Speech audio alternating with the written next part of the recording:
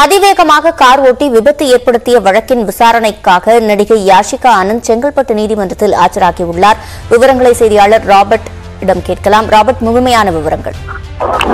கண்டிப்பா சிவரஞ்சனி,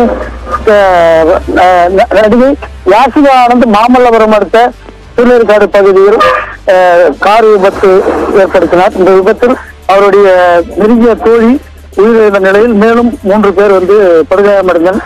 இந்த வழக்கு சம்பந்தமாக யாஷிகா ஆனந்த் நீதிமன்றத்தில் ஆஜராகாமல் இருந்தார்.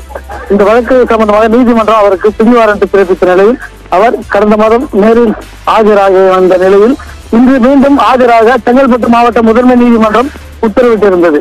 இதன் அடிப்படையில் இன்று யாஷிகா ஆனந்த் நீதிமன்றத்தில் ஆஜராகினர். விவரங்களை வழங்கியமைக்கு நன்றி ராபர்ட்.